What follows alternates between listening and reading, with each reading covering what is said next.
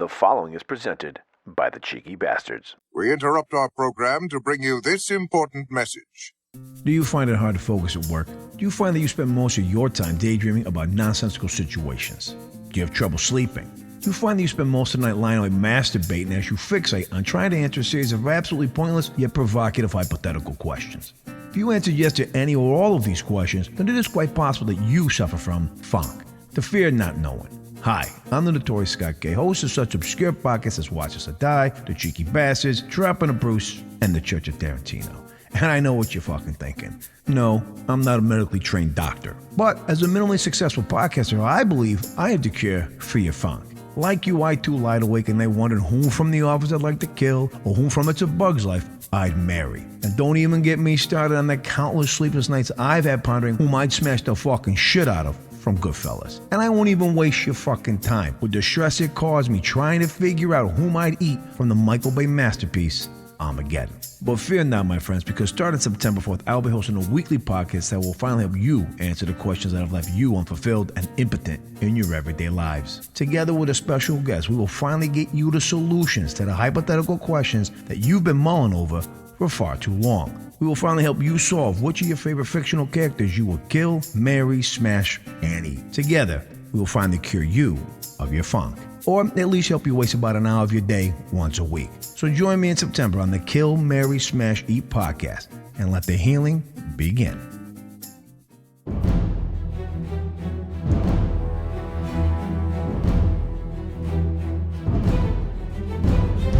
Brace for impact, buckeroos, because your skulls are about to take a gargantuan blast of action-packed jackassery to the fucking ear holes. And audio exposure so mind-numbing extreme protective headwear should be mandatory to listen to this level of inane horseshit. So lock and load, buttercups, and prepare your tiny minds for your monthly assault of grade A action movie mayhem, filled with enough high-octane carnage, insane shootouts, and nose-busting fisticuffs that Michael Bay himself would weep like the little product placement bitch that he is. Now duck and cover, my little cupcakes, because it's time for the Men of Action podcast, a show packed with enough testosterone-filled bravado it could take down a small nation.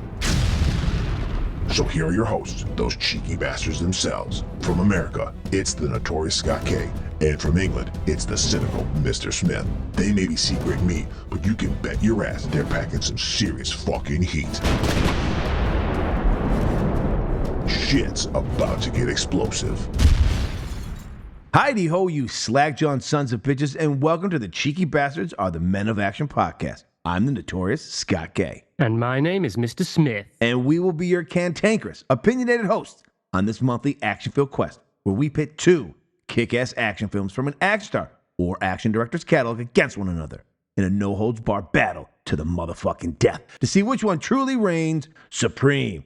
On tap for you this month to help us close out season 2 over here is a Swayze Smackdown to see which of his mulleted men of action is in fact the deadliest. But before we slip into a comfortable pair of action jeans and hunt down the mafia with a crossbow, it is my pleasure to welcome in my curmudgeonly co-host, Mr. Steve fucking Smith. Hello. Good evening, good afternoon, good day to you, Mr. Smith. I've missed you. I've missed you. It seems like it's been a while. And it's a weird thing that you say because we're recording the day after our Independence Day from you, which, again, England does have the world record for most Independence Days created across the globe. People finally break free of control. Well, judging by the look of your country, you're fucking welcome to it. Look, we may be saying, hey, look, I know we broke up with you 225 years ago, but can you find it in your heart? 250 years ago coming up, actually. Can you find it in your heart to maybe bring us back into the fold? Because fucking Jesus Christ, I'll pull some strings, but things aren't going... But that implies that things are going better for us. This is true. Maybe you're just better at hiding your blemishes than we Americans are. But, Mr. Smith, we are here. We are at the end of season 2, and who would have ever thought Michael fucking Bay, You, sir, are a horseshit artist! would have helped push us on a course that changed us from just the Cheeky Bastards into a action-themed, men of action-centered podcast. Here we are. We're ending season 1 of that journey, but season 2 of our know. journey together. And Michael fucking Bay, who would have thought? You, sir, are a horseshit artist. Who would have thought? Michael Bay and Petros Patsilivas would have helped us. Who'd have thought we've got him to thank? We had Petros on for the first 3 Not your episodes fault, last year. Petros. Yeah, it is. You piece of shit. Stay in your lane, you Coppola son of a bitch. I don't want none of your dirty wares over here. But yeah, here we are. We've made it. We've made it all the way to the end of season 2. Along the way, we did 3 months, 15 films of Michael, man of Action Bay. You, sir, are a horseshit artist. Ooh, that was tough. We then jumped into a Christmas themed where we got to see Uncle Melly Mel play Santa. We've done Schwarzenegger. We've done Stallone. We've done Van Damme. We've done Seagal. We've done The Rock. We're going to do Swayze today. We've done the Scott Brothers. And we did a 1980s, I guess, trip down memory lane for us. Look at films. So we've made it to the end of season 2. And who knew? Who knew we had it in us? And we want to thank the people on the Last of the Action Heroes podcast and network because you've invited us in for this last year. So we appreciate. Very kind. Yeah, you listen to us on this and dropping a Bruce. So we appreciate it. And then, we'll talk a little bit more about what's coming up for season 3 at the end of the show. But we should probably start it off with our final. Hey, watch these movies recommendations for season 2 as we also get ready to say goodbye almost to summer. As when you listen to this, it's just fucking August. Ooh. I mean, when we come back on for season 3, we start getting ready for the fall. And then it's just a straight shot into hell as the American elections are looming and the world is ready to ignite. We may not be here for season 4. We may make it all the way through season 3, but we'll do our best in the coming apocalypse to try to keep you entertained as you murder your brethren over really ridiculous reasons. What we do. Well, first up, I get the pleasure of taking this happy train out the station as we kick off our last recommendations for season 2. It's time for the Cheeky Bastards monthly movie or show recommendations.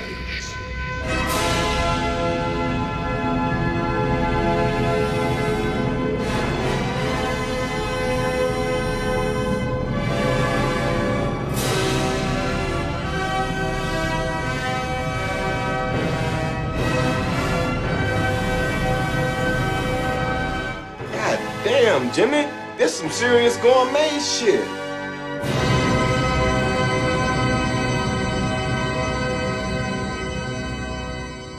And mine comes to you from this year. It is 2024's Monkey Man. Kid, played with real gravitas by Dev Patel, is an anonymous young man who ekes out a meager living in an underground fight club as a monkey mask-wearing bare-knuckles fighter. After years of suppressed rage, Kid discovers a way to infiltrate the enclave, the city's sinister elite. As his childhood trauma boils over, his mysteriously scarred hands unleash an explosive carnage of retribution, the likes of John Wick, to settle the score with the men who took everything from him. This is a gritty, violent, bloody, delightful revenge action flick written, directed, and starring Dev Patel in the role he was born to play. While the film doesn't break new ground in the action or revenge genre, it does deliver the goods that anyone who's a fan of both genres expects. Brutal violence, eye-popping how the fuck did they do that action sequences, and our lead rising up from the ashes to get bloody, satisfying revenge. Now, my biggest takeaway from this film is Dev Patel has thrown his hat into the ring of the new crop of action stars, and with his Furious George performance in this film, he's made a strong statement as one to watch out for in the future. If you're a fan of any of the John Wick stuff, but you want a little twist to it, definitely give Monkey Man a look, as right now in the summer, it's been okay at the Cineplex right now. It's been just kind of a ho-hum summer. So, it's streaming here in America on Peacock. I'm not sure what that equates to over across the pond. As you know, I'm an American. We don't fucking care. We're number one. But anyway, definitely give Monkey Man a shot. I mean, if you're listening to an action podcast, this is an action movie. Give it a shot, see what you think. And, maybe you'll tell us to go fuck ourselves. You'll be like, hey, I like that Furious George. This is the Certified Gourmet.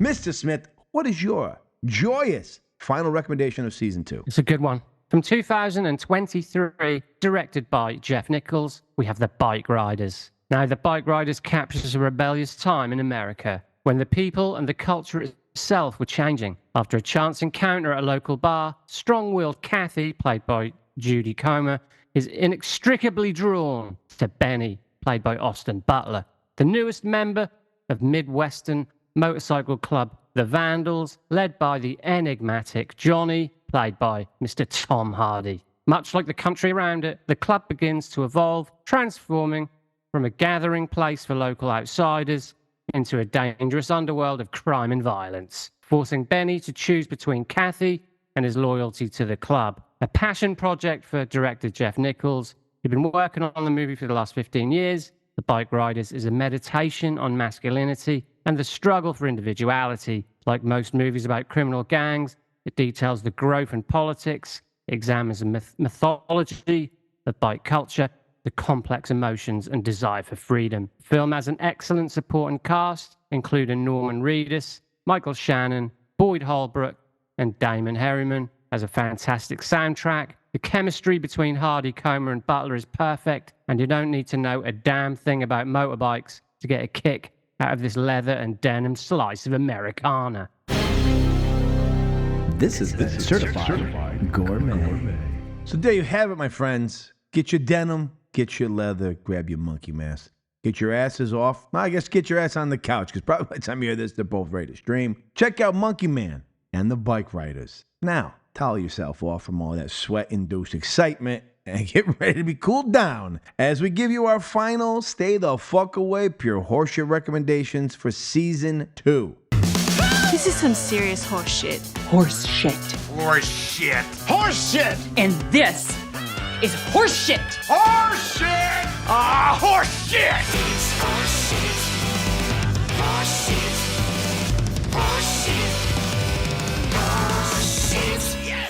And I kick it off with a fucking gem over here. Oh. From 2024. By the time I'm recording this, it just came out here on the Netflix's. It's Trigger Warning. A Special Forces commando played by Jessica Alba, about as convincingly as Steve playing Harriet Tubman, uncovers a dangerous conspiracy when she returns to her hometown looking for answers into her beloved father's death. This is just yet another paper-thin plotted, boss girl movie where once again Hollywood has shoehorned a female actress into a male action role that, if I'm honest, would still have sucked hobo ass cheeks even if our lead was a man, instead of creating a believable role like that of Charlize Theron's character in Atomic Blonde. Now, Jessica Alba as a commando is laughable. Her action beats, mostly dispatching men twice her size, are implausible, and no one gives a flying fuck about a single person in this film. The first clue Netflix should have seen that this was going to be a steaming pile of horseshit was it spent 2 years in post-production. We're judging by the final product, I can only assume the producers of the film used the editing budget to launder dirty money. Once again, Netflix drops another bloody stool onto its streaming platform as they seem to be making a power play to become the new kings of direct-to-video horseshit content. However, calling this movie horseshit is unfair to horseshit because at least horseshit can be used to fertilize your fucking lawn. All this limp dick action boar fest will do is make your brain and taint hurt simultaneously.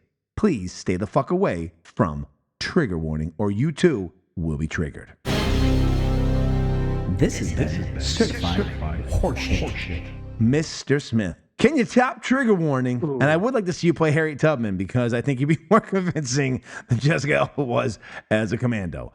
However, it could be having some problems. What do you got for us to close us the fuck down? Okay, so from 2024, directed by Mr. Adam Cooper, we have a film called Sleeping Dogs. Now, Roy Freeman, an ex-homicide detective with a fractured memory, is forced to revisit a case he can't remember. As a man's life hangs in the balance on death row, Freeman must piece together the brutal evidence from a decade-old murder investigation, uncovering a sinister web of buried secrets and betrayals linking to his past. With only instinct to trust, he faces a chilling truth. Sometimes it's best to let sleeping dogs lie, especially if that sleeping dog is this fucking movie.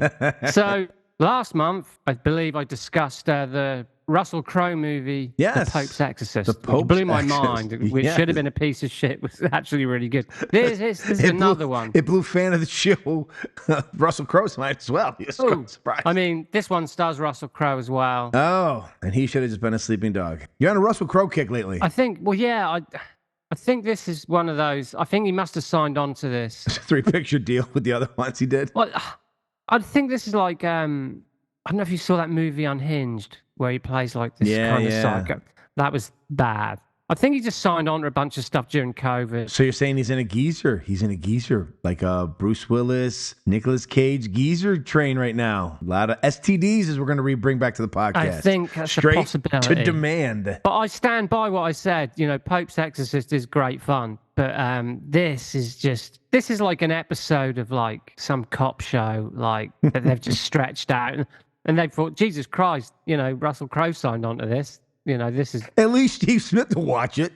Well, yeah, as it turns out. Adam Cooper, that's his directorial debut, so I can't really see... him doing much more. Well, no, I can't see him doing much more, and I can't really see what attracted Russell Crowe to the project in the first place, because it's a pretty mundane, sort of banal kind of like pop sort of thriller. Barely a thriller. Over here, we call that dollars. Over there, you call it pounds. I think that's what attracted him. And I don't mean pounds as for American as he put on weight, because he has put on weight. He's put on pounds, but he also put on some British pounds to be well, he's a lot older now, you know. He's a guy, isn't he, you know? So maybe he's just don't give a fuck anymore. He's in the Brando, like the Marlon Brando's end of his career. He's just going to be fat and slur his way and be sweaty through movies. Fantastic. Well done, Mr. Brando. Yeah, this is possibly true. He's gone all Brando on us, but he's. I mean, he's okay in it. He's Russell Crowe. He's dependable, you know. But the film itself, he can't rescue it. So let's put this dog down. This is certified horseshit. So if you feel compelled to see Trigger Warning, why don't you watch Atomic Blonde instead? And if you feel compelled to see Sleeping Dogs, why don't you just watch True Detective Season 3? Is kind of Sleeping Dogs sounds a lot like True Detective Season 3, where they're trying to go back and they're having a bit of a memory issue and they're trying to remember an old case. So why don't you go see those two things and not watch these two fucking things? Because we already paid the penance for you. We did it so you don't have to. All right, now it is time for our main event. As we put two Swayze films up against one another, being 1989's Roadhouse and 1989's Next of Kin.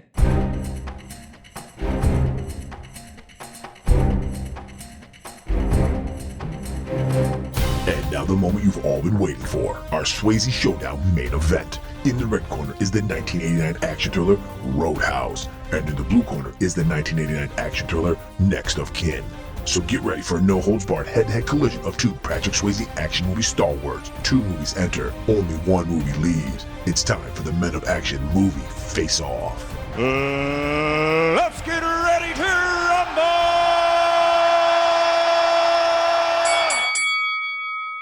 Now, as we always do, we like to look back and forward at the filmography of our actors and or directors, as you might be doing a slight shift in Season 3. But Mr. Swayze's career, incidentally enough, once again, we have done this, I don't know if it's on purpose.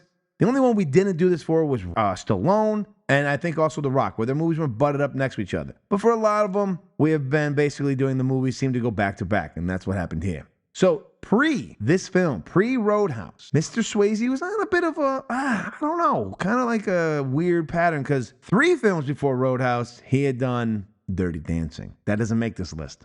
Between Dirty Dancing and this, he did Steel Dawn in 1987 and Tiger Warsaw. Yes, that Tiger Warsaw movie that you all remember from 1988. Then he did Roadhouse. He followed it up with Next of Kin. Now, we'll discuss which of the movies we enjoyed more, but it did seem to kick off something for him because his 2 follow-ups to Next of Kin were 1990's Ghost and 1991's Point Break, where he bitch slaps Johnny Utah in a game of beach fucking football. So those are what we had. We had Steel Dawn, Tiger Warsaw preceded these 2 films, and they were then followed up with Ghost and Point Break. So clearly he was in an apex of his career as he comes out of these 2 films. It's time for the tale of the tape.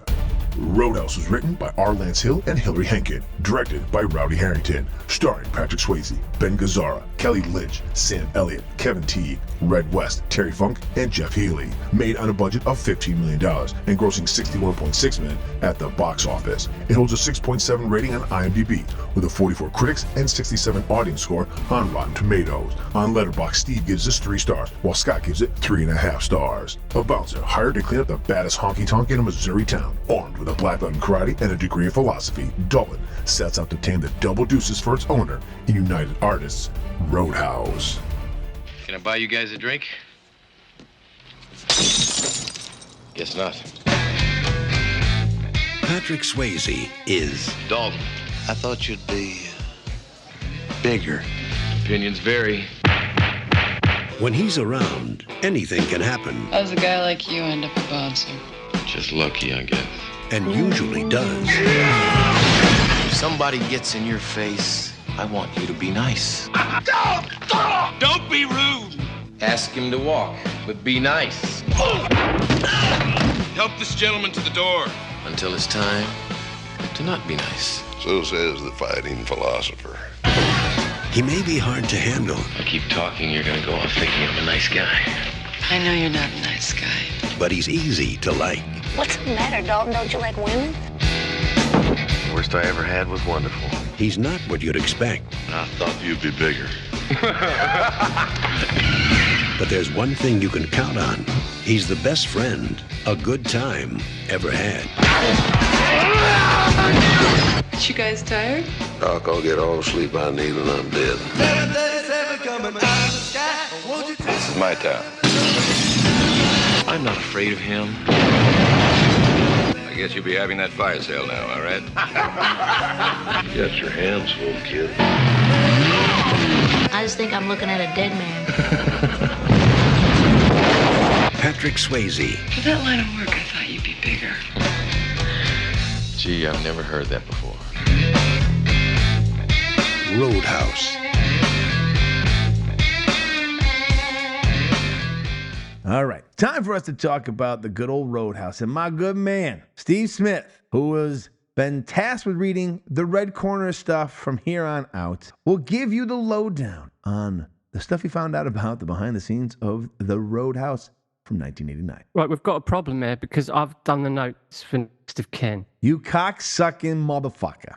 You're supposed to do the other ones. All right. Well, then I will quickly pivot. I did mention this to you. I will quickly pivot and look up Roadhouse as I now want to reread what I said, you piece of shit. All right, so here we go. And now, in a quick twist and surprise move here at the podcast, I will be stepping in and doing the Red Corner this month as I will be doing the Roadhouse. So bear with me as this is news to me as it is to you. Mr. Swayze hurt a knee during filming, so he chose to make Ghost next because it was less strenuous, turning down roles of Gabriel Cash in Tango and Cash and as Mike Harrigan in Predator 2. What might those films have been like with the Swayze in them instead? So that leads us to believe that while Roadhouse was the movie that went to theaters first, clearly Next of Kin was the film he recorded first. Didn't come out that way though, huh? There you go. Marshall R. Teague initially didn't get along with Patrick Swayze. While filming their big fight, both men quickly realized they shared a dedication to realistic stunts. They developed so much mutual trust that they improvised a lot and allowed each other to throw real punches and kicks. When Jimmy swings a log at Dalton, Teague mistakenly thought it was a breakable prop log. By the end, Swayze was covered in bruises with 2 broken ribs and a busted knee that we already talked about that caused him to not be in Tango and Cash but Predator 2. However, I do think that was the right move anyway. Now, according to Sam Elliott, all the actors did their own stunts. I fucking got the shit kicked out of me for the entire film. I'm being Sam Elliott, not even close. If Sam Elliott was an Italian, hey, I got the fucking shit kicked out of me over here for the entire fucking film. These marinara sucking sons of bitches. I fucking hate these guys. They were all trained by Benny Urquidez, sure, a holder of 9 black belts in 9 different disciplines. Urquidez believed so much in Patrick Swayze's abilities that he suggested Swayze become a competitive kickboxer. Must have been those action genes he found himself strutting around in. Patrick Swayze's fame caused problems during filming. A group of middle-aged blonde women attempted to drive up to his trailer. Poor Patrick. A raft of Swayze fans sailed by while filming the big fight scene by the river. A female extra playing a waitress was too busy staring at Patrick Swayze to watch where she was going and tripped, spilling her drinks on another extra. I've had that problem all the time. I mean, every time you and I are out somewhere in our respective towns, like, aren't those one of the cheeky bastards? And everyone just get kerfuddled. They can't. Embarrassing sometimes, I know.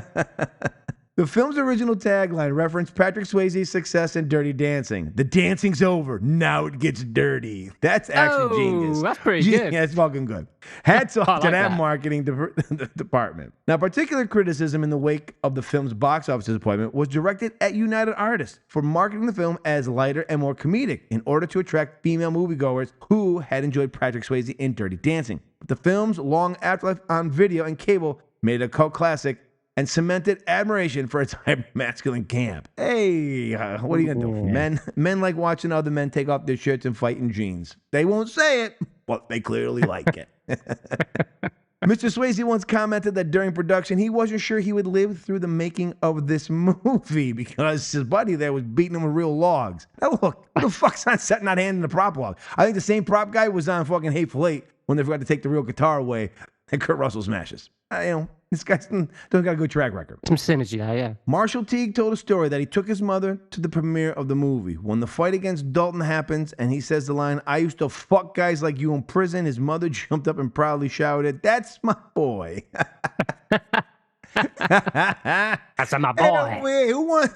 Hey, any fucking guys in the field want to fuck by my son? Oh, that's fantastic. All right, I'm pausing. Let me see if there's any good ones. Jesus Christ. Okay, this one's a little dark. Julie Michaels, who played Denise, said she was very nervous leading up to doing her topless table dance scene because she had never performed nude before. Then her boyfriend committed suicide the night before filming. Producers said they would postpone the shoot, but she told them she'd do it even though she was an emotional wreck. Wow. Hats off to Miss Julie Michaels. That is one of the darkest things we've had on the behind the scenes and all the stuff we've done. I hope the two had nothing to do with each other. That's my hope. And it's that she didn't remove himself from the planet because she was going to be topless in a scene in Roadhouse. I hope that was not the reason those things happened. I'm assuming it wasn't, but that is just wow. Now, after the 5-day-long shoot fighting Marshall Teague, Patrick Swayze needed 2.5 ounces of fluid drained from his left knee. He apparently had been suffering through knee problems before, needing a similar procedure during production of Dirty Dancing. Tell me you're getting old without telling me you're getting old. You got fluid being removed from your knee in a movie. You're not like a professional football player. It's in a movie. We got problems. Well, ballroom dancing's a dangerous sport. Yeah. Sam Elliott claims that this is the role he is most recognized for. He almost turned it down because he thought it was too similar to his role in The Mask. Okay, I guess. Whatever. Yeah. Hey. He had long hair. Exactly. Hey, I'm Sam Elliott. And he rides a motorbike. I see. It was a toss-up. Who used more hairspray on the film, Patrick Swayze or Kelly Lynch? Swayze joked that his hair turned into the bane of his existence. It's a sweet mullet, though. If you haven't noticed anything on season 1, a lot of hairstyles. We've been going through a lot of hairstyles that some people probably wish they'd never done before. Patrick Swayze claimed that the film changed the concept of club security across the planet. Rowdy Harrington says that an appeal of the movie, it goes into a world people hadn't seen, which we're going to discuss. We're going to discuss the 80s we'll get to that. And a subgenre culture that it told us about that we did not know was out there. This film is listed among the 100 most enjoyable bad movies ever made in the official Razzie Movie Guide. And I can understand that. That. I think the 80s is a lot of, when you go back, as we've been doing a retrospective, it's a lot of enjoyable bad movies. And when we look back at them in our 40s and 50s. Agreed. You old piece of shit. On Family Guide 1998, Season 8, Episode 4, Brian's got a brand new bag. Peter Griffin buys the Roadhouse DVD at a going out of business sale at the Quahog Video. After watching the film, Peter comically decides that all of his life's problems can be solved by kicking. After kicking his target, he would say the film's title as a catchphrase. The episode was dedicated to Patrick Swayze, who had died of pancreatic cancer several weeks before the episode aired. So just kicks people and goes, Roadhouse. Tomorrow, you need to do that. On your way into work tomorrow, someone comes to your thing, you kick them in the fucking face, and your action team, you go, Roadhouse, motherfucker. And then swish your mullet wig and walk away. I do that anyway. All right. Well, that is what I was able to quickly find on the behind the scenes that I was not sure I was doing. You did a very good job. But hey, there we go. And you know what? Because I know what behind the scenes are for the next film, and it wasn't a whole lot. So you fucked yourself, pal. You fucked yourself. Now, my recollection of this movie, and I've watched it now a couple times this year because we had this discussion a couple months back when Roadhouse was released, the remake or the new version of it with Jake Gyllenhaal was put out on Prime. I thought the movie was going to the theaters. I was under that impression. Jake Gyllenhaal, it's a Doug Liman film. That's going to the movie theaters. Well, the director certainly was, yeah. Yeah, Doug Liman was. And then all of a sudden it was just kind of out on Prime and never made the theaters. I was kind of surprised. But it was lucky for me because that night I did a double feature. I watched Jake's version and then I watched the original version. And I think, and we're going to discuss in this, what makes the original so amazing is the cast of characters along with Patrick Swayze. I think that's what makes this film so much fun. Sam Elliott, even though he's known for this, he's not in the movie till like midway through. We've got a former wrestler, Terry Funk, who plays a great muscle guy with another wet mullet. Jeff Healey, the blind guitarist from the late 80s, early 90s, who then just disappeared. Ben Gazzara is a great villain. Kelly Lynch is sexy as fuck in this thing. There's just a great set of chemistry of the people in this movie. But I think I watched this around the time like I do a lot of the films. Like, it seems like a guy like a Swayze suddenly has this like career explosion. You know, we're like, okay, I could care less. And Dirty Dancing's not a movie that was made for me. I totally understand that. And I'm not like, whatever. Put Baby in the corner. I don't give a fuck. Fuck Baby. I don't give a shit. And Ghosts, I've seen it, but it's kind of like, oh, all right. This is, I guess, a movie you bring your girlfriend to, because look, I get it. Everyone's movie's made for themselves. I get it. I'm not expecting that my wife now or a female, if I was dating, would be like, we're going to go see Predator? Be so excited. Be like jumping out of her fucking pants to see fucking Predator. So I get it. But there was a time in the 80s when actors seemed to be like being pushed to the forefront and like they had a wave of movies that seemed to follow each other. And you kind of got swept into that. And I think I was swept into the Swayze current during this time frame because obviously he does this. Then he'll come out with Point Break and the other movies we've been talking about. So I remember this being one of those very fun 80s films where it's absolutely ridiculous. There's punch-ups for no reasons. We are brought into this subculture world that the 80s loved to build for us. We had this discussion on the Retro Made podcast that we were on. Yeah. And in the 80s, movies like this introduced us to subcultures that we had no clue existed, and they don't exist. But in this film, we realized that Patrick Swayze's character, Dalton, he's not number one. He's not the best cooler in the fucking bouncing business. He is number two. The man who trained him, Sam Elliott's character, he's number one. And I remember thinking, when the fuck was that? When is there a ranking system? How do you rate who's a cooler and a bouncer? Like, mostly they're just a bunch of tough guys who like to smash people's faces into walls and throw them out of the building. Like, no one's ever walked in and thought, my God, the coolest guy in here is the bouncer. Nobody in the history, ever. And every time someone... I think this film is... You just had to be a certain age for this. 100%. And you had to be a male. As we've learned, you had to be a young male. Yeah, I mean, and as you mentioned in episodes before when we discussed like nostalgia, because when I watch it now, I'm sort of like, this is pretty lame. I've got to be honest. This is, I think Patrick Swayze, look, don't get me wrong, he does a good job. He can sell a punch. I'll give him, but he's a bit of a pretty boy, he's a bit... White guy karate. White guy karate. I'm starting to think that maybe Patrick Swayze's the reason we got Van Damme and Seagal later on. I think Swayze may have been the guy who's like, white guy karate. Like, white guy karate's big. But this goes back, to what we were saying before about like Out for Justice and stuff, when you've got someone who's an actual martial arts doing stuff, it's just cinematically just so much more gratifying. And not in this, you can sell a punch. He does a few bits, but he's a dancer, isn't? I think Patrick Swayze was. He was a dancer. So and you can tell he's very graceful. He is graceful. Yeah. Yeah. That's not really what you want to watch a film about bouncers. He's a graceful, pretty boy. He gets a hot doctor. Well, of course he would. Of course he does. He bangs her against the wall in a fucking barn. He's our favorite thing is he lives in a loft above a barn that is a working barn that's got horses in it. So through his entire day or evening is smelling of horse shit. Like, it doesn't matter what he does, no matter what amount of potpourri he could put up in that motherfucker, it's going to smell like a horse shit 24/7. And I just thought, so this woman's going upstairs to his room. She's going to let him fuck him against the wall in the smell of fucking wafting horse shit. I'm kind of like, wow. She has no class, this woman. This woman's got no class. But like, for someone who's considered such a fucking formidable fighter, he does get stabbed a lot, doesn't he? Look, he's trying to show you stab if you want. Hey, I'm going to kick you with these jeans. That's how much of a badass I am. I don't flinch if you cut me. I get, I suppose. But if he doesn't get stabbed, he doesn't see the doctor. If we don't see the doctor, we don't fucking a horse barn full of horse shit. So I'm just saying, these are plot points, my friend. We gotta get the sexy doctor to take off her top and have sex with her against the wall. That's what the male audience is craving for in 1989. Yeah, and this is like, I mean, obviously this is a Western, right? You know, he comes to town. Because like even the fights in the bar, they're just like saloon style fights, aren't they? And the fights just start out of nowhere. Like the best part about this is it made it feel like if you went to a Roadhouse bar anywhere in the 80s, you walk in and the first thing you should expect is either you're going to get stabbed, hit with a flying bottle, or get punched in the face, because it just seems like the only thing anyone does in there is they sit there, they listen to music, they hate the music, and they fight everybody. They just go, fucking sucks. You're going to get hit.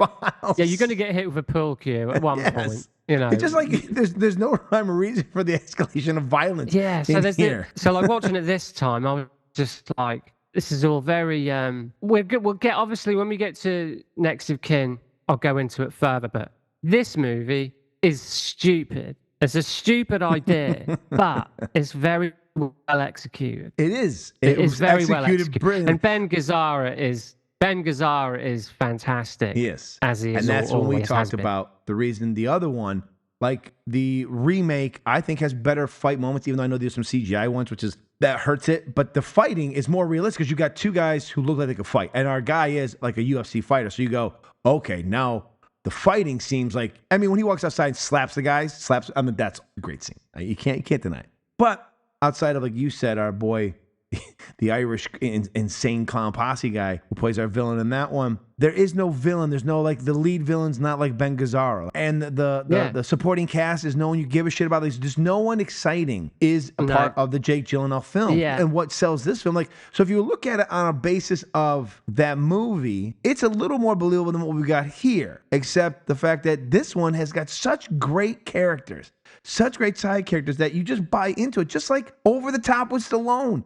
He's a truck driver trying to reunite with his son, and while he's driving across country, he makes extra money by arm wrestling. Like, when did this happen? And it seems like the only people in this arm wrestling tournament are fellow truck drivers. These subcultures that the 80s created are just magnificent. It makes no sense. It's also like in America, like in the 80s, it also was like the quicksand I talked about, and also stop, drop, and roll. In the 80s, I thought either quicksand or fire was going to get me at any turn.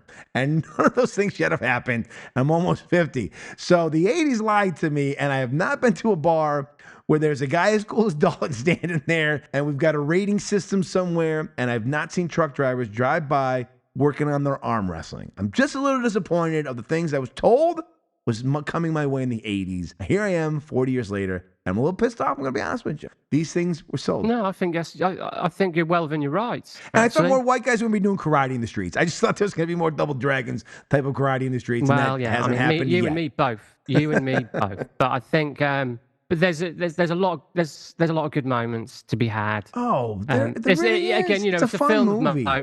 It's a film of moments, and I stand by what I said. I think you had to have been at a certain age to still be able to stomach it now. That's me being as kind. You had to be of the 80s because there's a lot of stupid action movies that happened in the 80s. Like sometimes you go, that was an action movie? I mean, I could reel them off. That being said, today we're in a time of film where once again we've kind of gone back to this very formulaic, very tentpole heavy driven. No one wants to do anything new. Everyone wants to remake things. So I'll just throw a movie out there that you can decide if you like it or not, but there's a movie called Kinds of Kindness. I haven't decided if I like it or not. I don't like that director. But it's tried new things. And for that, I appreciate, because even this movie tried something that was just absolutely fucking ridiculous. And you can appreciate these, because I'm tired of the same old stories. I'm tired of a new superhero every week, or, you know, hey, we got John Wick 27 coming out. And you're like, all right, okay, I'm sure this is going to be just as good. I mean, isn't this dog long since dead? Like, at this point, he needs therapy. He doesn't need to killing people. He needs therapy to get over the dog being killed, all right? We need therapy, not to go around murdering everyone in the world. Yeah. So I can appreciate a movie like this. It is of a certain place and time. It definitely is of a certain era. And it is definitely, when you look at it objectively, fucking ridiculous. However, ridiculous can be fun. Absolutely. I point to comedies like Hot Rod. I point to comedies like Napoleon Dynamite. They can be completely fucking off the wall, batshit stupid, but yet you can have a really good time with them. And I think that's what this one is. If you go into it knowing how ridiculous it's going to be and is, you'll have so much fun with it because, you know, Patrick Swayze's got great charisma. He sells the fuck out of this film. Yeah, and you've got it's so well paced. Yes. Oh, the pacing's fantastic. You know, there's kind of like there's a fight, then you find out a bit more about him, then there's another fight, and you obviously you do see the progression, what he's achieved within the Roadhouse, like his rules and regulations have made the place more respectable. And yes, little did you know that your town is based on how rowdy. Yeah, and Ben Gazzara is not a happy man. He's just a. I'm rich. I need everyone to be a bunch of fuck ups in this town to stay rich, which never makes sense. Yeah, they need to be fucking and if they're not fucking and fighting, and he's got a protection racket going on. I mean, this is like straight out of a 1950s western. You know, it's just like this is what happens when you're in a decade full of cocaine and people are just basically using sticky notes to make this plot. They're like, all right, let's see what sticks. All right, protection ring, bingo. Underground. Stay with me. Underground bouncers, where they have a ranking system. We're not sure how they're ranked. But let's say number 2 comes in the town and number 1 shows up with them. Maybe number 1 goes down. Maybe, spoiler alert, 40 years later, he goes down and then he becomes number 2. He learns from him. Karate and jeans. Anybody for karate and jeans? And it's just like all of these things are going to work. And then Patrick Swayze steps on set and he goes, don't worry, we got it. You see this mullet? Well, you see these abs? I mean, you see how I kick in these jeans? Don't worry about it. We'll get your budget back. Also, I think I need to point out to you, there was a sequel to Roadhouse, and the Swayze character, played by dropping of Bruce's alumni, Mr. Jonathan Skate. We learned his name. I can't remember anywhere. Sheck. Jonathan Sheck. I apologize. Like Shrek. Jonathan Shekels. It came out in like 06, and I think they've completely hidden that on the internet. Yeah, so a bit of a kind of link there. You know, we've got Jonathan Sheck playing the kind of Swayze role in the sequel, which unfortunately I haven't seen. Well, Swayze died 2 years later. So he was already going through the cancer at that point. And he was also in a TV show on A&E that was really good. I think it only made it through 1 season, and he ended up passing away from the cancer. But he was actually pretty good in that series. That's probably why he didn't. I mean, look, at that point he moved past the Roadhouse stuff. You know, he was trying to be seen as more of a regular actor, I guess. The sequel to Roadhouse, Jonathan Sheck was actually one of the writers too. So, you know, he was a mover and a shaker. He's following in the steps of Stallone over here. Stallone Baloney wrote Cobra and Rambo 4. Yeah, but then he ended up in a bunch of Bruce Willis shit. Listen, he knew what he was doing. He hooked him to the right grappy train. A few Bruce Willis shit fests he ended up in. So he went from, you know, the way was down, really, from Roadhouse 2. Hey, what are you going to do? The guy fucking, he didn't rise above number 2 status in his Roadhouse. And if you don't, you go down the line. He That's was what happens. Swayze in more ways than one. Yes, you got it. So this film has a lot of enjoyment to it. It is a nostalgia buffet for those of you of a certain age. You know what we're talking about. But I think we've said this a couple of times, and I think hopefully as we keep going on this podcast, as we're kind of going back and reviewing and kind of putting under the microscope these films, there's absolutely nothing wrong with you having a nostalgic feeling towards a certain film. None.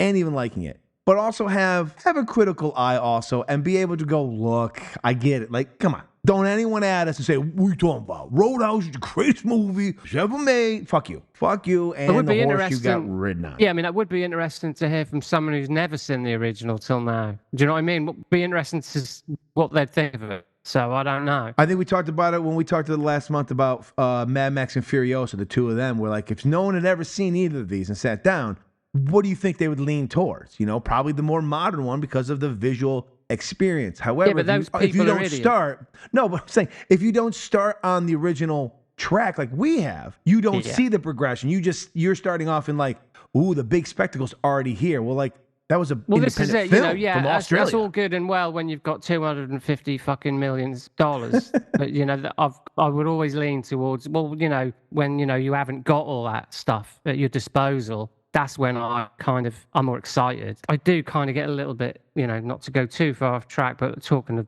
the Mad Max thing, I'm like, yeah, great. When you've got that much money, you can do anything, and congratulations. Hey, I'm just saying, people's eyes will be different. I'm sure there are people who have seen the new Roadhouse and like it better than this one. Their eyes are wrong, Scott. Their eyes are wrong. Old man shakes fist at clouds. Damn you! Damn you order hell! You order. Get off my lawn! But I get a couple of points for you.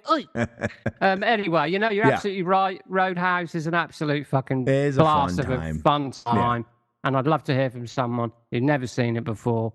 And so, or just saw it when, like you say, you rewatched it when the new Roadhouse came. Yeah. I'm sure there are people who watched the original for the first time when the new one came out. So it'd be interesting to see whether they had fun with it or not. I mean, mullets, karate and jeans, and titties. 1980s. I just literally told you the 1980s. My favorite things. All right, that'll bring us to the blue corner. Film number 2, Next of Kin. It's time for the tale of the tape. Next of Kin was written by Michael Jennings and directed by John Irvin, starring Patrick Swayze, Liam Neeson, Adam Baldwin, Helen Hunt, Bill Paxton, Ben Stiller, Andreas Katsoulis, and Michael J. Pollard. Made on a budget of $12 million and grossing $15.9 million at the box office. It holds a 5.9 rating on IMDb, with a 50 critics and 46 audience score on Rotten Tomatoes. On Letterboxd, Steve gives this 1.5 stars, while Scott also gives this 1.5 stars. Truman, a Chicago cop, sets out to find his brother's killer. Meanwhile, his hillbilly brother Brian is hell-bent on finding the killer himself in Warner Brothers' Next of Kin.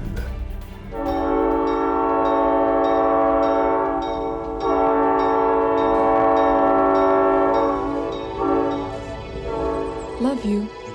You believe in the hereafter, and you know what I'm here after.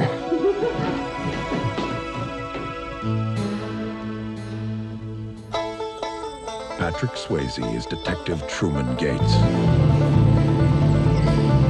He's a country boy.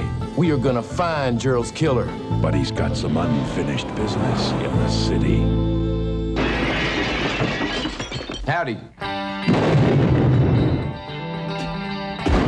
I want the man who pulled the trigger. I don't like this, Joey. The family killed his brother. A life for a life. Amen. Amen. But they never counted on his next of kin. If you mess with my brother, you mess with me. Settle this. Now. Anywhere we want! When these boys head for the city, someone better head for the hills. We ain't seen bad yet, but it's coming. Next of kin. And ladies and gentlemen, lo and behold, the man who's going to tell us all about it is not me. It's actually Steve Smith. Take it away. Why did you find out that I also found out, you piece of shit? We got things mixed up. It happens. But as you have already pointed out, it's not really a whole lot to... I couldn't unearth a lot of info about this. But Next of Kin from 1989. British director John Irvin, who made the original version of John le Carre's Tinker Tailor Soldier Spy for the BBC. He then directed The Dogs of War in 1980, starring Christopher Walken and Tom Berenger. Next up, he made Ghost Story in 1981, starring motherfucking Fred Astaire and Douglas Fairbanks Jr. Then he gave us the Arnold Schwarzenegger vehicle Raw Deal in 1986, which was as disappointing as the movie we're discussing today.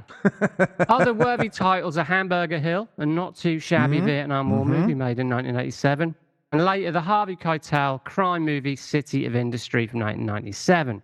Now, joining Patrick Swayze in the cast, we have Liam Neeson, Bill Paxton, Ted Levine, Helen Hunt, Adam Baldwin, Ben Stiller, and character acting legend Michael J. Pollard. Next of Kin received mixed reception from critics, scoring 50% on Rotten Tomatoes based on 10 reviews. Critic Brian Orndorff wrote, Next of Kin isn't a dazzling picture, but there's a personality about it that is the blow of idiocy, keeping the adventure of Truman Gates, redneck cop, alive and well. It earned a Razzie Award nomination for Patrick Swayze as Worst Actor, also for Roadhouse, where he lost to William the Shatner for Star Trek The Final Frontier. In Sweden, it was retitled Dirty Fighting to capitalize on Swayze's early success with Dirty Dancing, and the film has since become a cult classic. I'd say minor cult classic. I've never heard anyone really talking about in redneck Kentucky area. It's big in Kentucky. Yeah. Film critics Siskel and Ebert, in particular, were not impressed with the film, including it on their Worst of 1989 show. Roger Ebert described the scene where the women are preparing lunch for the men getting ready for combat. a lot of sandwiches. Desperation time at the old screenwriting factory. But really, yeah, this is one of those movies where there's not a lot of info on it. It seems like a pretty sort of by the numbers kind of production. And as I said about Roadhouse, Roadhouse is stupid, but it's executed very well. I think this film is a better idea. Not a very good movie. It's just boring too. It's just bored out of your fucking mind with it sometimes. I think, to be fair to it though, Roadhouse is an action movie. This isn't an action movie. This is a thriller. Yeah, it's more of a. This isn't an action movie. Yeah, it's more of a cop. Yeah, you're right. This is a thriller. I mean, you know, it's kind but of like. But it's not very thrilling. That's the problem too. Well, no, if you're expecting a thriller, it possibly could be. But I think it's been sold to you as more of an action movie, so your expectations are there, and you're not getting what you paid for. Again, though, Patrick Swayze's good in both films. He just is good. Absolutely, yeah. To say, I buy each of his characters, and you know who I thought was also really good and didn't do a terrible job with a Southern accent. I thought Liam Neeson was pretty good in this too. I really did. I really bought it. And he wasn't Liam Neeson yet either. No. So I bought it. Yeah. No, absolutely. Bill Paxton's our John Cusack. For those of you listening to our Driving Bruce, it's like, hey, he shows up. In the 80s and early 90s, he was killed off all the time. He's just poor Bill Paxton. So, in fact, I'd forgotten he was in it, and actually Ben Stiller as well. Who plays I could not believe Ben Stiller was in this movie. Pretty well. Yeah, I mean Adam Baldwin's great. Yes, he is great. I love Adam. And I'm gonna be honest with you, I forgot who he was. I was like, is that an older Baldwin brother? I'm like, I'm pretty sure I know the Baldwin brothers. I quick got to realize, no, same last name, but not the same family. So he was in Full Metal Jacket. So he was. No, he was great. He was great in it. Kind of reminded me a bit of Vince Vaughn. A little bit. Do you know what I mean? They've got that same vibe. But so this is I found this to be an interesting story that could have been. I think John Irvin is far more interested in the characters than the plot. So he sort of fills the film with these kind of to and throws with the good guys, bad guys, etc. But I think he just forgets to make it exciting. Yeah. Well, so we're supposed to believe in there's a family tiff between Briar, played by Liam, and then obviously Truman. The names are amazing, and Truman, played by Patrick, and then they're like having like this to and fro fight over the younger brother, played by Bill Paxton, and we never really know why. There's never been a full discuss. I'm assuming Briar's upset that somehow he got his younger brother to go to Chicago with him, and it's very strange. I did not know there was a lot of mountain hillbilly boys from Kentucky hanging out in Chicago. I guess that was. And he doesn't probably like cops very much either. Yeah, but it's just weird. I think there's a bit of that. And then Bill Paxton, when he gets killed, even that's a strange murder that happens. So the things that kick off everything are very unlikely. So when Dalton goes back, or Dalton. Well, no, but they're sort of unlikely scenarios. Yeah, they're unlikely. And so when he goes back home to see Briar, they're fighting with each other. But it's just the actors are great. They sell their scenes, but the overall what we're supposed to be as a viewer being like, oh, I'm invested. We're like, when we talk, when we look back at Roadhouse.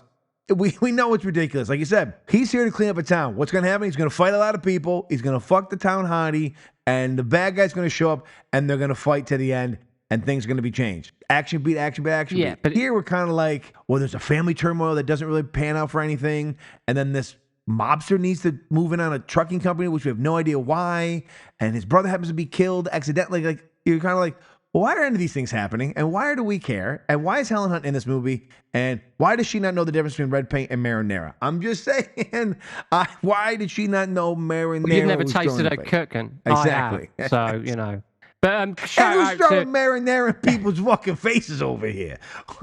She's so fat, her blood group's ragu. But then shout out to actor Andreas Katsoulis, who played the mob boss. He's the one-armed man from The Fugitive. He sort of underplays it a bit. Yeah.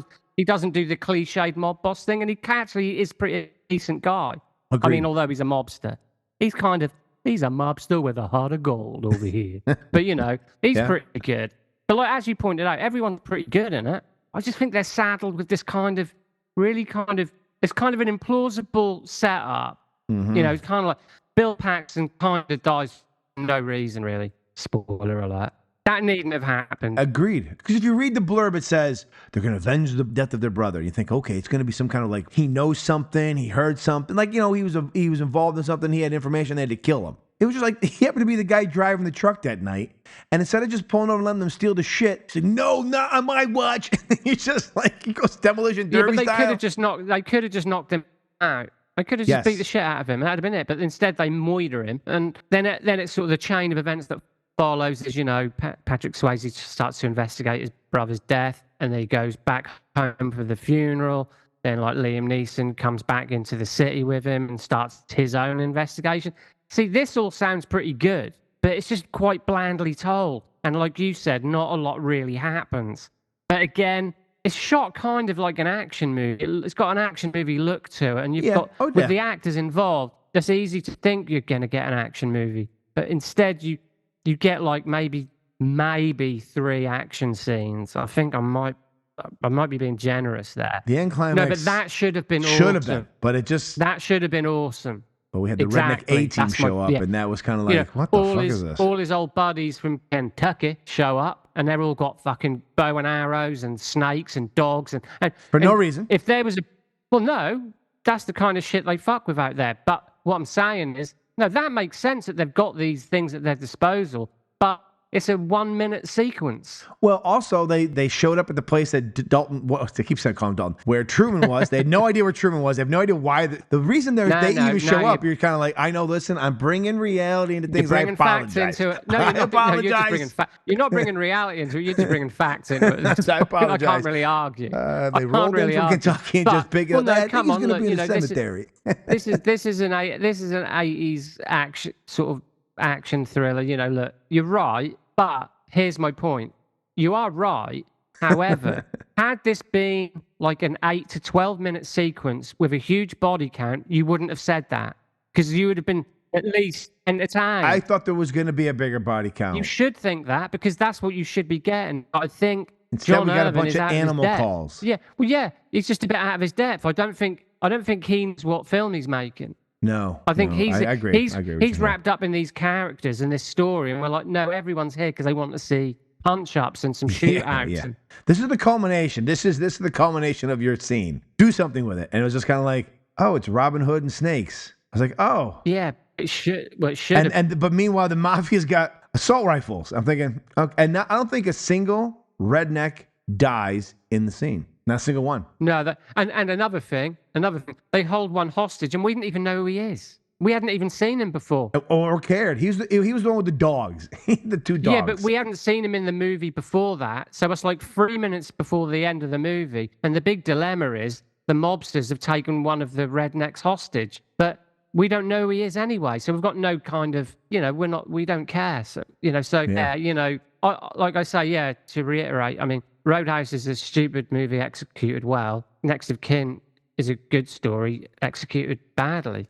So, it's kind of that situation where, because it's not badly made, Next of Kin isn't a badly made movie. And I kind of like this. I like the going from the city to Kentucky and back. Yeah, I like that kind of back and forth. And there was room for a lot of good shit to go down, but I think he just fluffs it. Well, yeah, they wasted the time when he goes back to Kentucky, because when he goes back to Kentucky, that's when we should have gotten our exposition of, all right, why are people so upset that he left Kentucky? Is it a jealousy thing because he's moved on to do his own life? What was his reason? I mean, as we get to, discussions, we figure out as all movies, he was an airborne. Okay, well, I don't know why that had anything to do with it. But that's a throwaway line, isn't it? He's the guy who's from fucking a movie we did with Retro. He's in Uncommon Valor. That's him. Uncommon Valor. That's him. Yeah, all these things.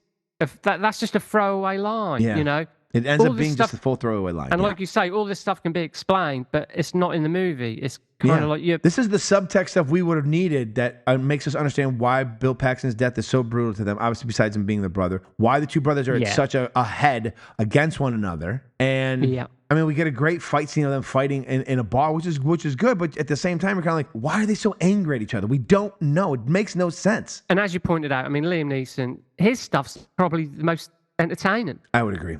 Yeah, he was definitely. He was really good. He was one of my notes. It was like he was really good in this film. Like I was really surprised. I was like, Liam Neeson from Scotland or Ireland, whichever one he's from, is going to be the guy from Kentucky, and he pulled it off pretty well. He did pull it off pretty well. I was a bit concerned at first. Yeah. Was a little bit like, oh, he's not someone I have ever really considered to be a great actor, to be fair. Got a certain set of skills, and he'll track you down. Watch what you say. You'll be taken. Well, yeah, no, fair enough. And he is over on your island. He lives on your island. Can you edit that out? Because I don't want him coming after me.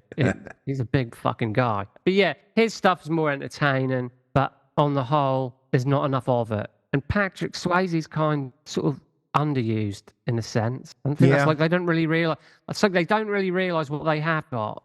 Well, I think some of it is too. And I put this note down, and it's not just this movie, but a lot of the '80s movies, when they're talking about police work, it's very strange because they're police officers until something happens personal to them, like it's a family member or their partner, and then all of a sudden, real police work is put on the back burner. Fuck the community that's paying me to protect. They can all eat dicks. I'm going to solve this case that I'm not supposed to solve, but I'm going to do it anyways, and you're going to pay me to do it. I don't give a shit. I'm going to do it my way. I'm going to break most of the laws, and we're going to do this the right way, which means at the end of the day, these cocksuckers are going to die. He's just off doing an investigation for investigation's sake. Like, half the things he gets himself involved in, he should have been arrested for or kicked off the force for.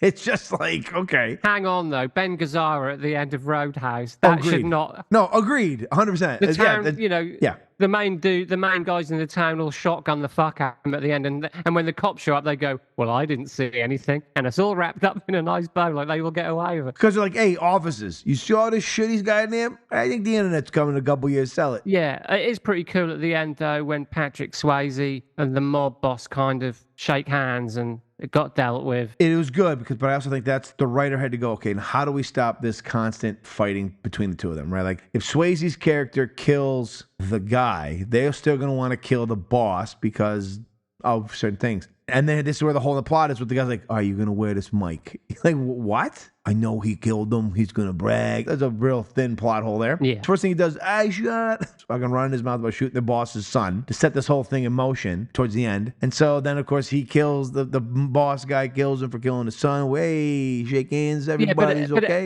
No, I know what you mean.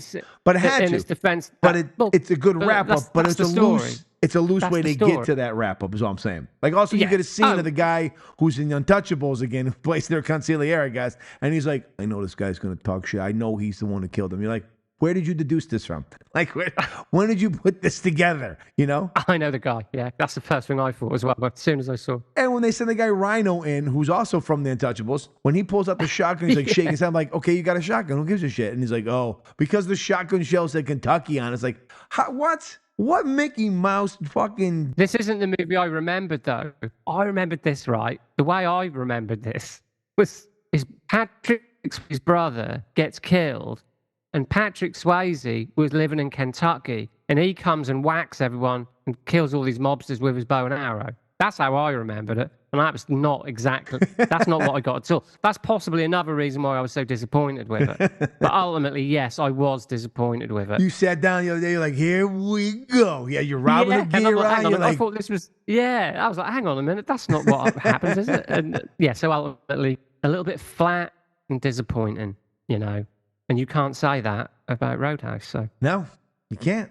That's a great segue for us to wrap it up and take a look at our showdown. Who is going to come out on top between our underground American bouncer society or a bunch of rednecks from Kentucky moving in on the mafia over here, getting spaghetti sauce thrown in their eyes. We've had enough of this shit. We're coming you've already made it sound better than it is. That's right. Let's go to the card. All right, first up, best action sequence. Best action sequences. I, of course, have Roadhouse for this one, as it does have the best action sequences, as we discussed. It is the action movie. Look, the ending of... So, when we talked about Van Damme, Time Cop seemed like more sustained action sequences throughout. But that end action sequence with Hard Target, which is like 15 minutes long, or maybe it's probably less than that. But that thing was fucking stood on its head and was just a better overall. It just made it the best. Roadhouse is obviously the better one in my opinion. The ending for Next of King could have had one of those moments where we go, man, yeah, maybe it wasn't as big action, but it led up to the big finale. You're like, fucking unbelievable. It didn't happen. And because of that, it's clear to anyone's eyes that Roadhouse had the best action sequences. Mr. Smith, your verdict on this. I couldn't agree more. There's quite a lot of action in Roadhouse as well. So you've got plenty to keep you occupied and entertained, and it gets bloody and it gets nasty. It does, yeah. Yeah? Yeah. Because, I mean, really, Patrick Swayze goes full psycho at the end, doesn't he? Fuck yeah, he goes does. full fucking Rambo. Look, when you put on those comfy jeans and you start fucking people up. All hell lets loose, I know. When they're really tight as well, you know, you just go bash. But, and as you pointed out in, like, Next of Kin, the action scene at the end is too little, too late. And it's a horrendous missed opportunity where it should have been a huge body count and you could have had plenty of sort of grisly scenes of redneck justice against mobsters. That would have been fun. That should have been bloody and grisly. And it's kind of really flat, bloodless, kind of lack of suspense. So, yeah, I have to agree with you, really. Roadhouse has definitely got the best action sequences. Best supporting characters.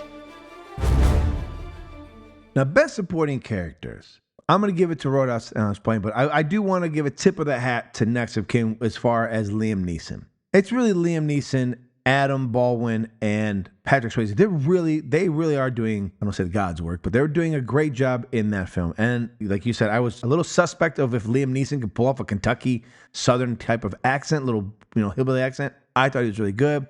Swayze's being Swayze, and Adam is actually a pretty decent villain. But the best overall supporting characters are definitely Roadhouse. They are the more memorable.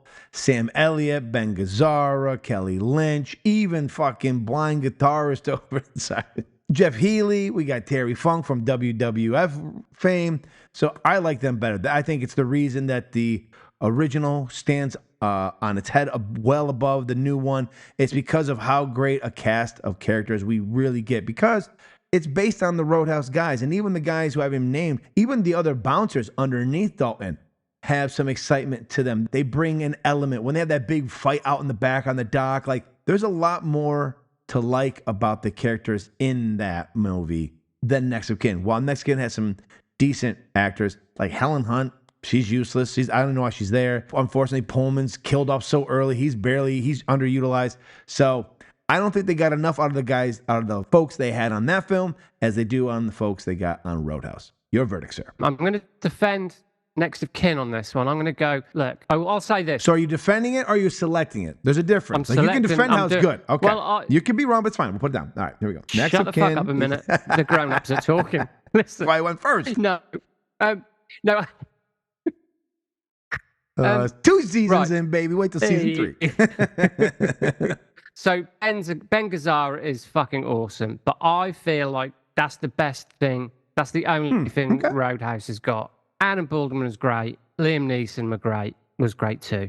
And also the mob boss was great. So Ben Stiller's a bit of a wet fart. He's new. He's not Ben Stiller that we all know. Yeah. Ben Stiller's a wet fart, and so is Helen Hunt. They're pretty lame. So they let my argument down. But I do think Adam Baldwin, Liam Neeson, and the mob guy, Andreas Katsoulis, the mob boss guy, give him some respect. Petros' great-grandfather over there. Yeah. So those three, a good match with Swayze's good, if underused, I think. But Gazzara is nearly better than all of them. Look, I'll let you work your way into figuring out why you're wrong. It's fine. No. So I'm just being honest here. I'm not just going to be like the movie I picked, blah blah blah. I'm just saying, as you did, Bamino, I think Next of Kin has got the best characters. Okay. But Ben Gazzara is fucking awesome, but unfortunately, is not enough. So there you go. That's my choice. Funniest moments. Now, funniest moments. Once again, we run into 2 films where if there was supposed to be funny moments in one, I didn't really see them. They didn't come off well. I think the funniest moments, and again, comedic is, I guess it's up to your cup of tea here. I went with Roadhouse. I think they're supposed to have some of the funnier moments because of, especially when our boy Dalton stand against the bar and he's have other people go do some stuff, and there's a few moments where there's supposed to be levity, where I didn't feel much levity in Next of Kin. I didn't feel there's not really. I know the one character actor there, I think he's supposed to be our comedic. It was a Michael J. Pollard. I think he's supposed to be. But he's just so quirky and weird that he just... If I could just say, I wanted to give him mention in in the characters thing. I think he was great. But that is what he does. That is what he's always done. Yes, being quirky. Odd. Yeah, because he's Odd. also I in would use Scrooge. that Yeah, odd. he's quirky in that. Yeah. Yeah, but that's what he does. He's odd in everything. But anyway, as you were saying, I'm sorry. Yeah, so I'm going with funniest moments. And again, neither of these movies are laugh rights. You're not going to be fucking chuckling your tits off. But I'm going with Roadhouse. I think Roadhouse had the intentionally more funny moments in it than anything in Next of Kin. Because I think Next of Kin was kind of playing this as, like you said, a thriller. And very few thrillers have laughable moments in it. Agreed. I'll go with Roadhouse. But I think the humor that's in Roadhouse kind of makes the ending even more hardcore and kind of grisly, more hardcore and grisly than you're expecting at that point. And like you say, it's not like you got people slipping on bananas or anything in Roadhouse. It's not funny, but there's a lightness to the film, which is why it's so cool at the end when he just fucking goes to the house and rips the guy's throat out and fucks everyone up. Next of Kin, I don't think there's anything. I mean, apart from Michael J. Pollard's. I think the one funny part is supposed to be when that one guy runs into the snake bus and is just surrounded by boa constrictors. I mean, that's supposed to be the funny moment, but there's a macabre element to that, I guess. It's sort of black, sort of darkly comic, I suppose, as well. But yeah, I mean, I don't think there's any question. Roadhouse, not only has Roadhouse got the kind of lightness and humor overall, it's what makes the ending so badass in it. Most original plots. All right, more original or entertaining or exciting plot, whatever you want to say, the plot you like the most. Now, I will defend my answer because of what I stated when we started talking about it. And again, I picked Roadhouse because it introduced us. It was a made-up world of bouncers, and there's a category of bouncers known as coolers. And my God, they're moved from town to settle these unruly roadhouses that are not only fucking up with the community, but it's literally these towns are hinging on if they can bring together these rowdy people, not the police. Mind you, police have not been involved at all Roadhouse. It is up to Dalton to come in with his fucking amazing mullet and airtight, comfy, but still very functionable action jeans. And in these denim slacks, he is going to bring a fucking sense of goddamn calm and order to this town and the double deuces if it kills him and he gets stabbed a few times for it and loses a friend. And the other one, which, like you said, it could have had a real potential, but because there's so much that is lost in it, I don't know why the brothers are having a tiff. I don't know if him leaving the town has really scarred the people there as much as it seems. I don't know why at one point Joey, I think he's supposed to be jealous of Ben Stiller's character, and that's why he kills him, but even that's very veiled. We don't know why they had to kill anybody to start the plot. So while there could have been a real good story out of it, I think there's so much unknown and holes in Next of Kin. That's why I still like Roadhouse. Also because, look, I'm a kid of the 80s, and these underground societies that I was introduced to that I thought were real, I'm disappointed now as an adult they're not. But to me, that sings more to me. Just me. Your choice, sir. Fair enough. No, I'm going to go Next of Kin on this.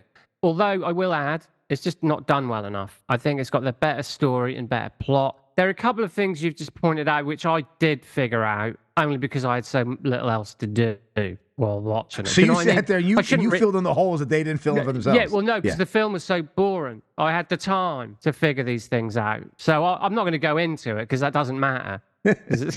He's got chart. You can't see it, folks. He's got like a chart behind him. There are strings pointing to things. It's just like a crime scene. I've got it all mapped out behind me. He's done more, he did more work than the actual writers did. Yeah, so it is with the caveat that it doesn't fucking work. But I think ultimately, just to be honest, I think the plot was better in Next of Kin. That's all I'm saying. Hey, like I said, free country for now. You're allowed to be wrong. It's all right. Just kidding. I've never been wrong in my life, except that one time. Oh, no, hang on a minute. Best action hero. All right, now, this feels like a slam dunk, but for best action star, there's only one guy.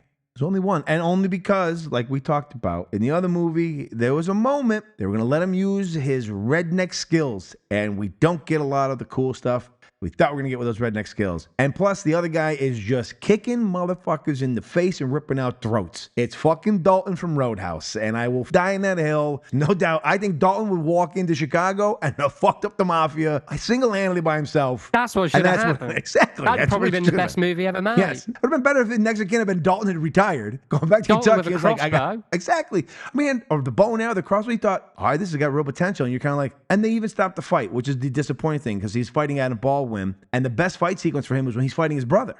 And we thought, oh, we're going to get that cool ending fight, and we don't get it like we do at the end of fucking Roadhouse. So, Dalton, exactly. Roadhouse, boom. Signed, sealed, delivered, your choice. And why is it also Dalton? It is Dalton. It has to be. It does. It's like, look, it just has to be. Like, there's plenty of guys out there who've done great career stuff, but sometimes you go, man, that's their thing. Here's a thought, though. Yeah. I think a lot of this could be explained as sort of, I don't think John Irvin really realized what he had in Patrick Swayze. I don't either. I would agree with you 100%. Because, as you pointed out, they were sort of made at the same time, pretty much. It feels like he thinks Liam Neeson's character is the guy. Is the Patrick Swayze. Yeah, exactly. Because he's like, seems tougher. He wants to do more. And Patrick Swayze's like, we're going to do this by the book.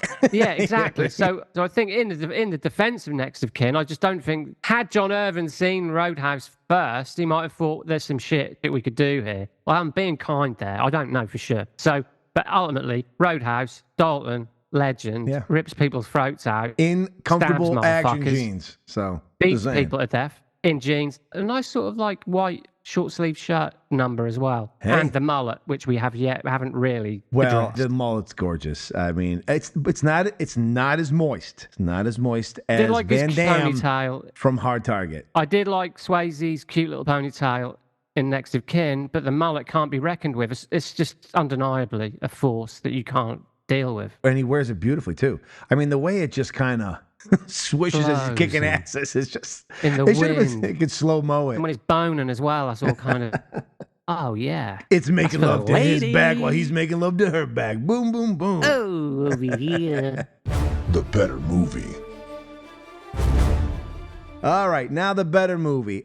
Look, again, it's an easy answer. And it's not because of production value or anything like that. It's just because one is able to stick the fucking landing and one did not. And the one that sticks the fucking landing is Roadhouse. It's why people know Roadhouse and not so much Next of Kin. It's because it stuck the landing. It's a cult classic because it stuck the landing, because it has all the joy, even in the ridiculousness of it. It has all the joy that you expect from an 80s action film. And Patrick Swayze is fantastic in it. It may be one of his best roles. I know other people pick his love roles, but he's fucking Dalton, baby.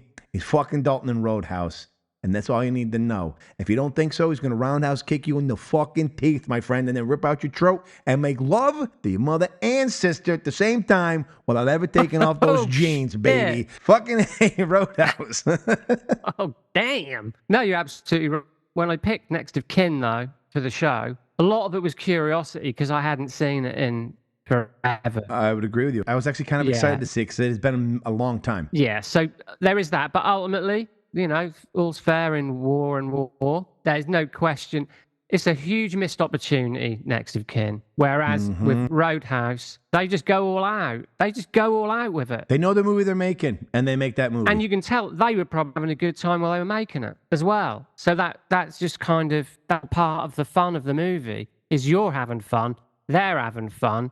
There's plenty of action. You've got a great villain, and you've got an awesome finale as well. And Next of Kin doesn't have any of those things. So it's Roadhouse. And the winner is Steve scores the showdown 4-2 in favor of Roadhouse, while Scott scores it 6-0 in favor of Roadhouse. And the winner, by unanimous decision, is Roadhouse. All right, there you have it, my friends. We have concluded Season 2's run through the gauntlet of 12 different ways we did things this year. But next year, at the end of this, we'll discuss. Actually, let's discuss it now, because we always close out with our top 100. So next season, we will be kicking it off as this is the second year under the Men of Action banner. So that means it's a sequel. Over here, we're going to put sequels up against one another. And I think we're going to come out of the gate swinging with a blockbuster. I don't want to say we may or may not have a guest yet. It could happen. As we record now, I haven't officially confirmed it. But maybe we'll have a special guest up kick off Season 3. But we're starting with Die Hard 2 going up against Lethal Weapon 2. This year is going to be some bare-knuckle, drag-out fights between some really great sequels. And I'm looking forward to that because, sequels don't usually get a whole lot of love unless, they become like the gold standard of things. But we're not going to talk Die Hard or Predator, but you can bet your sweet tits we're talking number 2s of those. So I can tell you that right now. So we've got some fun ones planned for the year, but we're going to start out the gate swinging for the fucking fences with Die Hard 2 taking on Lethal Weapon 2. And Steve and I have already had discussions. We're not even sure where we're going to fall on this. No, I don't know because yet. One is considered possibly the best sequel of these franchises, and one as the sequel is considered maybe the best movie of its franchise. We'll let you decide which one that is. And so we got two of them going head to head, and it's like, Jesus, over here. But before we do all of that, we have got to get closer to finishing up the top 100 films of all time. We're going to induct 91 through 94. The Cheeky Bastards Top 100 Films of All Time.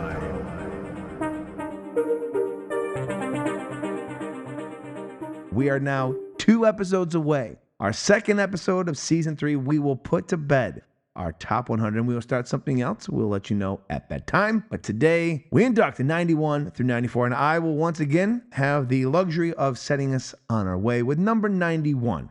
And it comes to us from 2017, and that is Brawl in Cell Block 99. Directed by the amazing and one of my new favorite directors, S. Craig Zahler, and starring Vince Vaughn as Bradley Thomas, a former boxer who turns to drug dealing to support his family. The film is a brutal, unflinching dive into the world of crime and punishment, showcasing Zahler's penchant for slow burn storytelling and explosive violence. Vaughn delivers a career-defining performance as Bradley, embodying a stoic, towering presence that shifts seamlessly from calm resolve to terrifying rage. This role is a stark departure from Vaughn's typical comedic fare, and he excels in portraying a man driven to extreme measures by circumstances. Zahler's direction is meticulous, building tension methodically before unleashing scenes of graphic violence that are as shocking as they are visceral. The fight choreography is raw and realistic, emphasizing the brutality of prison life. Brawl cinematography by Benji Baksky is stark and unadorned, mirroring the bleakness of the narrative, while the use of practical effects for the film's graphic scenes adds to the gritty realism, making the violence more impactful. While Brawl in Cell Block 99 is not for the faint of heart, it is a masterclass in genre filmmaking. Zahler's script and direction, combined with Vaughn's transformative performance, create a harrowing yet compelling journey into the depths of desperation and retribution. The film's slow pace may be challenging for some viewers. We call them idiots.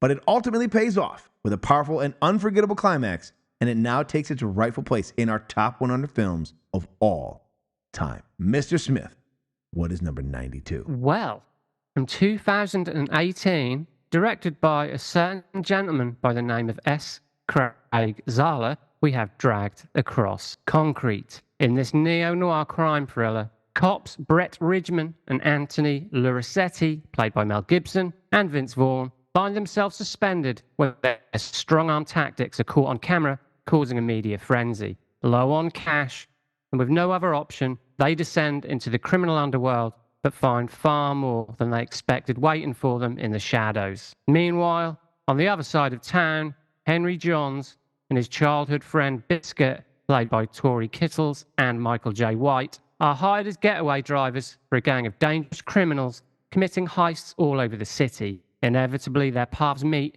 leading to a night of bloodshed and betrayal. Zahler, already an acclaimed novelist, utilizes the oldest trick in the book here, making the villains so immoral and sadistic that we comfortably side with disgraced cops and tough getaway driving criminals. Kevin Maher of The Times gave the film 4 out of 5 stars, writing, "In this bleak and often unexpectedly grand genre movie, it's essentially a buddy cop flick, but with operatic ambitions.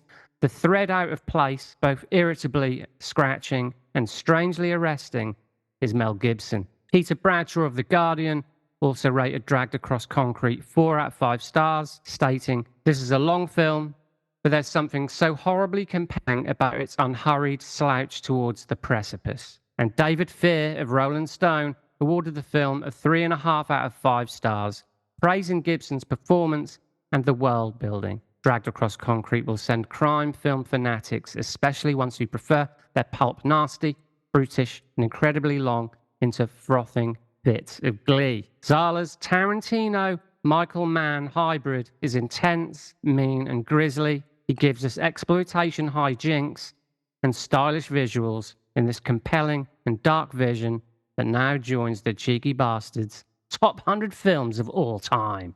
I was going to quickly say, I normally don't do this, but folks, S. Craig Zahler is the real fucking deal. His other film, we just didn't put it in this year, is Bone Tomahawk. And I'm telling you right now, the man is someone to watch. His 3 films are fucking spectacular. He is a true auteur, and he's definitely one of the great new ones out there. And I don't think he gets enough credit or enough fucking play, but here at the Cheeky Bastards Men of Action podcast, you better fucking get on the Zoller train, because that man can make some fucking movies. I couldn't agree more. If there's anyone I've got my eye on and that I'm interested in making movies today, it's this guy. He's 3 for 3 at this point. He's also written another film called The Incident, or also known as Asylum Blackout. He wrote it and it was directed in, I think it had a French director. So he wrote that but didn't direct it. It follows the same path, ultra-violent but a very slow burn. And it's actually quite difficult to find. You might find it on one of the horror, streaming services. But Asylum Blackout is also worth checking out too. But yeah, he's one to watch. And he's 3 for 3 at this point. He's the man. And now for number 93. Comes to us from 1999, as I have a theme here this month of some brutal, ass-kicking films. And it's Fight Club. Directed by David Fincher, Fight Club is a dark, provocative exploration of modern masculinity, consumerism, and identity. Based on the novel by Chuck Palahniuk, the film stars Edward Norton as the unnamed narrator and Brad Pitt as the enigmatic Tyler Durden. The story follows Norton's character, a delusioned office worker suffering from insomnia and a growing sense of purposelessness. His life changes dramatically when he meets Tyler Durden, a charismatic soap salesman with radical views on society. Together, they form Fight Club, an underground group where men come to release their frustrations through bare-knuckle brawling. As Fight Club grows, it evolves into something far more dangerous, challenging the very fabric of societal norms. Edward Norton delivers a compelling performance as the everyman struggling with his inner turmoil. His portrayal of the narrator's descent into chaos is both subtle and powerful, capturing the character's vulnerability and mounting desperation. Brad Pitt is electrifying as Tyler Durden, exuding charisma and menace in equal measure. His performance is a perfect counterpoint to Norton's, embodying the raw, anarchic spirit that drives the film's narrative. David Fincher's direction is masterful, blending gritty realism with stylish, overt, often surreal visual flair. The film's cinematography by Jeff Cronenweth is striking, using dark, moody lighting to enhance the oppressive atmosphere. Now, the innovative use of CGI and practical effects, especially in the film's more hallucinatory sequences, adds to the disorienting experience. The script, adapted by Jim Uhls, retains much of Palahniuk's biting wit and sharp social commentary. The dialogue is crisp and memorable, filled with quotable lines that have become ingrained in pop culture. While the film initially received mixed reviews upon its release, it has since gained a cult following and is now regarded as a modern classic. Its themes of alienation, rebellion, and the search for meaning continue to resonate with audiences, making it a film that invites repeated viewings and deep analysis. Fight Club is a bold, thought-provoking film that challenges viewers to confront uncomfortable truths about society and themselves. With outstanding performances, innovative direction, and a sharply written script, it remains a powerful and influential piece of cinema and now proudly resides in our top 100 films of all time. Mr. Smith, close us out with number 94. Well, ladies and gentlemen, from 1979, we have zombie flesh eaters. When the earth spits out the dead, they will return to tear the flesh of the living. From the sleazy, video nasty vaults comes a movie so stained with controversy and moral indignation that the very mention of its name sends shudders down the spines of the weak-stomached. A gut-munching, shark-wrestling, eye-gouging orgy of topless skin divers, mud-caked undead terror, and Italian splatter from the dark imagination of horror genius Lucio Fulci. An abandoned boat in New York Harbor unleashes a deadly flesh-crazed zombie cargo. A young American woman and a journalist investigate a tropical island where a deadly disease is making the dead walk.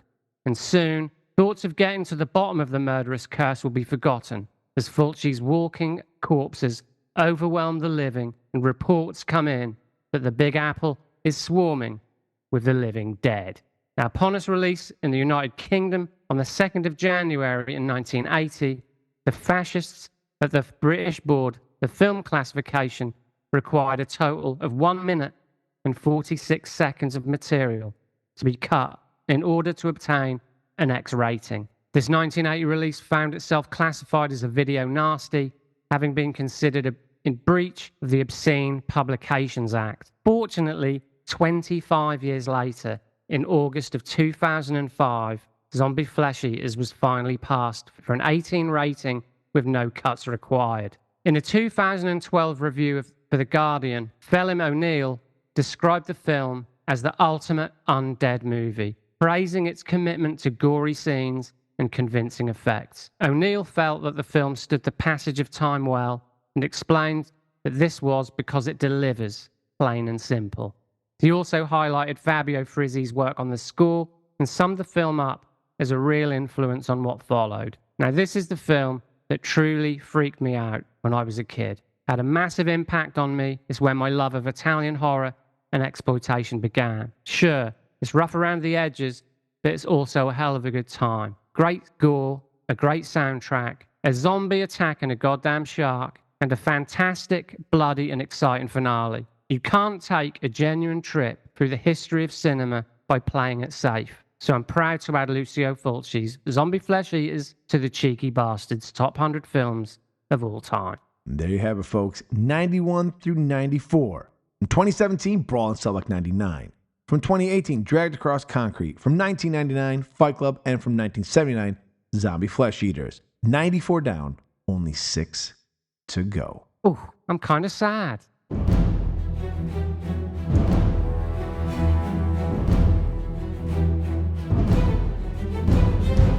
That will do it for another action-packed movie showdown. Now you can join in on the debate and let us know who you had as the winner of this month's head-to-head cinematic battle by following the show on all its socials. Those links can be found in our show notes. And be sure to join us again in 2 weeks for our latest episode of Dropping a Bruise, available, just like this podcast, exclusively on the last of the Action Heroes Podcast Network, where you can find other amazing shows dedicated to such iconic action stars as Stallone, Lundgren, Van Damme, Schwarzenegger, and Seagal. The link to the network can also be found in the show's notes. We hope you'll drop in again next month as we kick off Season 3, where this time around we will be pitting 2 action movie sequels against one another for sequel supremacy, with our first contestants being 1989's Lethal Weapon 2, squaring off against 1990's Die Hard 2, Die Harder. So until then, stay explosive, my friends. This has been a Man with an Exceptional Beard production.